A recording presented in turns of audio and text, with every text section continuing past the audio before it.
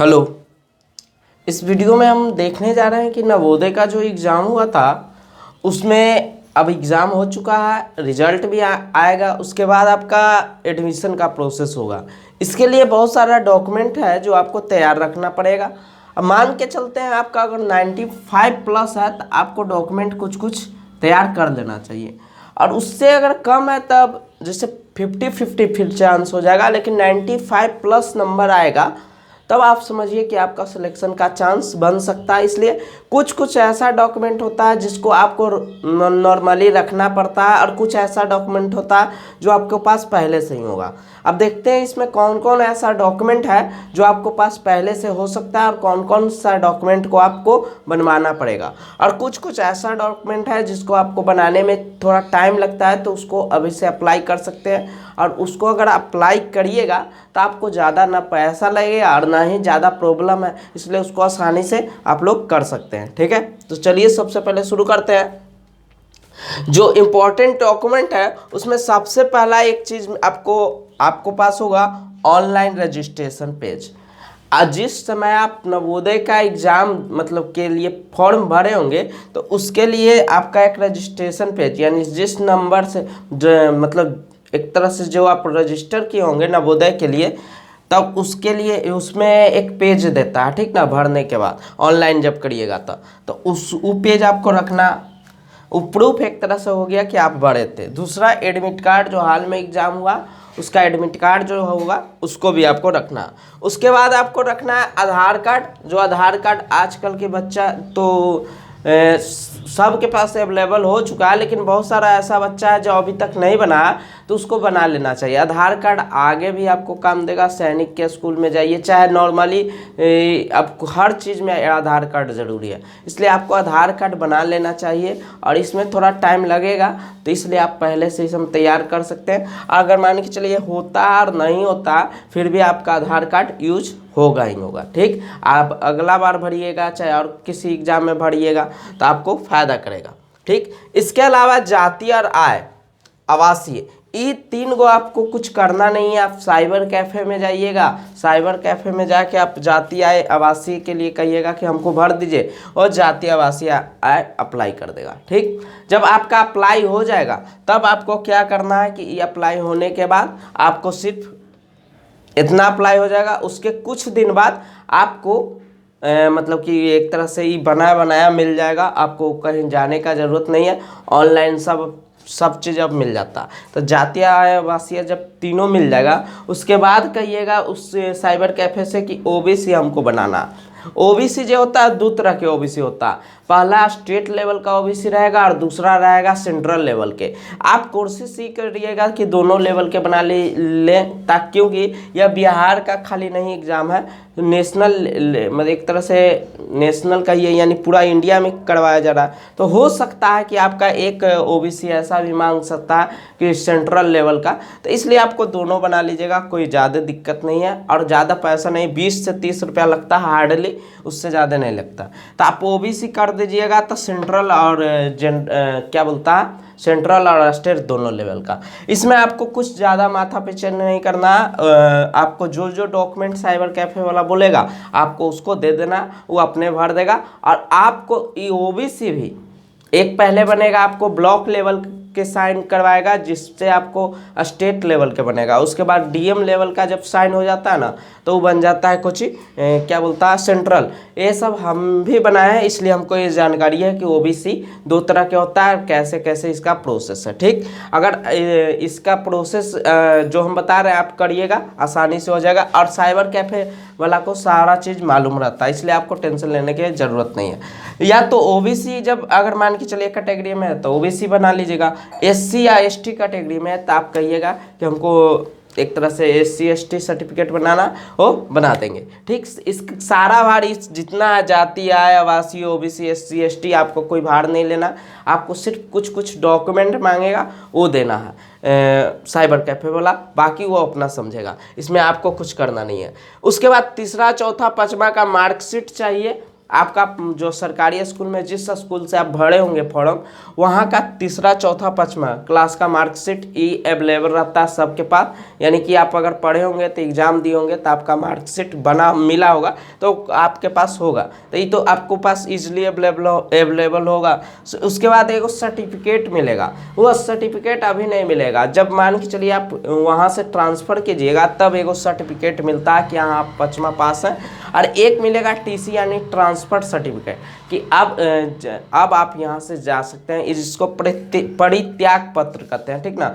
जब आप स्कूल से हट जाइएगा, कहने का मतलब आप उस स्कूल से अब हट गया, यानी कि अब आपका 5वां में कहीं नाम नहीं है, जिस स्कूल में पढ़ते थे सरकारी में वहाँ से हट गया, अब आप कहाँ एडमिशन लेने जा रहे हैं, नवोदय में, तो उसके लिए ही एक तरह से रहता है सर्टिफिकेट कि अब वहाँ इस आधार पर एडमिशन मिलता है कि आपका यहाँ से नाम कट चुका है, ठीक।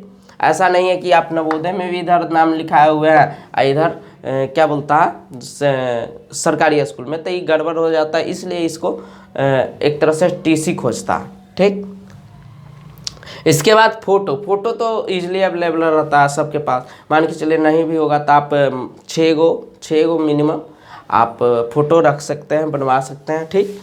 इसके बाद रूरल स्कूल सर्टिफिकेट, एगो जैसे हम बताए थे कि आपका स्कूल जिस मतलब अर्बन में आता है या रूरल में आता है, इसके आधार पर आपको एक सर्टिफिकेट बनाना पड़ेगा। अगर आप रूरल में है तब एक सर्टिफिकेट आपको बनाना पड़ेगा, रूरल स्कूल सर्टिफिकेट, यानी कि आपका स्कूल रूरल में है या नहीं इस बात का प्रूफ एक सर्टिफिकेट के द्वारा होगा, ठीक। ऐसा नहीं है कि अर्बन में रहिएगा तो आपको नहीं लगेगा बनाना, ठीक।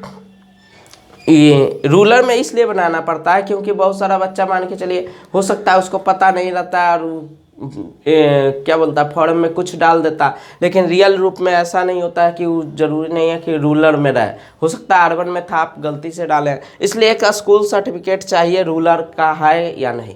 अगर रूरल का है तब लगेगा, नहीं है तो अर्बन में रहेगा तो आपको डालने की ज़रूरत नहीं है। पीएच मतलब फिजिकल अगर हैंडीकैप्ड है, मान के चलिए किसी तरह का आपका विकलांगता से कोई संबंधित परेशानी है, तब आपको एक सर्टिफिकेट रहता है, यानी कि एक प्रमाण रहता है जिसके आधार पर आप कह सकते हैं कि हाँ हमको में ये डिसेबिलिटी है, ठीक। तो एक ई सर्टिफिकेट होता है। इसके बाद आपका बीपीएल कार्ड तब ज़रूरत पड़ेगा जब आपको वहाँ फी जब जमा करना पड़ेगा। जैसे मान के चलिए आपका सिलेक्शन हो जाता तो इसमें कुछ बच्चा ऐसा होता है जिसका एक भी पैसा नहीं लगता, तो तक उसमें कुछ एक मतलब कि डॉक्यूमेंट मांगता कि आपको एक देना पड़ेगा बीपीएल कार्ड अगर आप देते हैं तब आपको पैसा नहीं लगता वहाँ। ऐसे आपको तो जितना भी गर्ल्स होती है उसका एक भी पैसा नहीं लगता, सरकार उसको फ्री में पढ़ाती है, ठीक। लेकिन मान के चलिए आप लड़का हैं, लेकिन लड़का में भी कुछ कैटेगरियाँ होती है जिसमें जनरल ओबीसी का फी लगता है, लेकिन अगर मान के चलिए इसमें भी बीपीएल कार्ड है तो आपका फी नहीं लगता, ठीक। तो ये आपका होगा इतना मेन डॉक्यूमेंट है जिसको आपको पहले से बना के रखना। इसमें कुछ ऐसा डॉक्यूमेंट है जिसको हमेशा आप बना लेते होंगे, जैसे सरकारी स्कूल में पढ़ते होंगे तो जाति आवासीय का काम पड़ता होगा हमेशा, क्योंकि इस पर बहुत सारा स्कॉलरशिप आता है। सरकार अगर कोई स्कॉलरशिप या मान के चलिए छात्रवृत्ति सम देता है तो इसका ज़रूरत पड़ता है, ठीक। आई सम तो अवेलेबल है, ये होगा, फोटो अवेलेबल होगा। एक दो डॉक्यूमेंट है जिसको आपको अभी नहीं बनाना है, जैसे रूरल स्कूल सर्टिफिकेट, इसको आपको टेंशन अभी नहीं लेना, मान के चलिए आपको रिजल्ट होने दीजिए, अगर आपका जैसा रिजल्ट रहेगा उसी के अनुसार। और इसको बनाने के लिए आपको नहीं, जो स्कूल रहता है ना उससे संपर्क करना पड़ेगा, वो सारा प्रोसेस बता देंगे। दूसरी बात है कि मान के चलते हैं कि जैसे ये सब को जो है रूरल स्कूल सर्टिफिकेट पीएच है, अगर है तो ये सब नहीं है तो इसके लिए अभी टेंशन नहीं लेना, क्योंकि अभी रिजल्ट आएगा उसके बाद तुरंत एडमिशन नहीं होता, अभी टाइम लगेगा इसमें, ठीक ना। तो इसलिए आपको ज़्यादा हड़बड़ी नहीं करना है, जो सिंपल डॉक्यूमेंट है आपको उसको तैयार कर लेना, जो ज़्यादा टेंशन भी नहीं रहेगा और धीरे धीरे उसका प्रोसेस चलता रहेगा, आप इजी वे में उसको कर सकते हैं। तो ये जो डॉक्यूमेंट बना है उसको आप बनवा लीजिएगा। बाकी आपका डॉक्यूमेंट हाँ आधार कार्ड आप ज़रूर, अगर नहीं होगा तो ज़रूर बना लीजिएगा, ठीक है। और इसमें जितना भी डॉक्यूमेंट दिए हैं लगभग सारा डॉक्यूमेंट को हम बता दिए हैं कि ये डॉक्यूमेंट यूज होगा आपका ये नवोदय एडमिशन करी, ठीक ना। इसके अलावा अगर आप कोई डॉक्यूमेंट आपको लगता है कि ऐसा भी डॉक्यूमेंट चाहिए तो आप कमेंट बॉक्स में कर सकते हैं कि सर ये भी डॉक्यूमेंट की ज़रूरत होगी या नहीं, ठीक है ना। ऐसे हम सारा डॉक्यूमेंट लगभग मेरे तरफ से जितना जानकारी था और ध्यान में था हम सारे डॉक्यूमेंट को इसमें लिख दिए हैं, ठीक। और बाकी जो रिजल्ट अभी आएगा तब बाकी सारा चीज़ क्लियर हो जाएगा कि और कुछ डॉक्यूमेंट आएगा मिलेगा या नहीं मिलेगा। ऐसे कुछ कुछ और डॉक्यूमेंट होता है, जैसे एक शपथ पत्र होता है, तो ये सब अभी आपका एक तरह से नहीं आएगा। ये सब आएगा जब आपका पूरा प्रोसेस हो जाता तब वहाँ से एक जो रहता है मतलब नवोदय स्कूल वहाँ से भेजा जाता है एक लिफाफा, तो वो तो अलग है, वो सब बात की बात है। अभी आपको सिर्फ इतना ये चीज़ ए और ए वाला कैटेगरी और ये तो आपको पास सही होगा इतना दूर, क्योंकि सर्टिफिकेट टीसी तो आपको अभी काट के तुरंत मिलेगा नहीं जब तक आपका रिजल्ट पूरा बढ़िया तरह से एडमिशन लायक नहीं है आप तब तक टीसी आप नहीं कटवा सकते हैं, ठीक ना, नहीं तो आपका बेकार हो जाएगा। इसलिए ये सब ध्यान रखिएगा। अब बाकी फ़ोटो ये सब तो आप रख सकते हैं। ये दोनों पेज जो एडमिट कार्ड होता है ऑनलाइन रजिस्ट्रेशन पेज, ये दोनों आप फेक किएगा मत। इन्हें कि बहुत सारा ऐसा बच्चा होता है कि ऑनलाइन रजिस्ट्रेशन पेज फेंक देते हैं, तो उसको फेंकना नहीं चाहिए। और एडमिट कार्ड तो मस्ट होना चाहिए, अगर नहीं आता आपका फिर एडमिशन किसी हाल में नहीं होगा, क्योंकि उसके पास प्रूफ क्या रहेगा कि आप बैठे थे, आपके जगह कौन बैठा था, ये सब बहुत तरह के बात हो जाता है। तो एडमिट कार्ड आपको होना चाहिए, ठीक ना।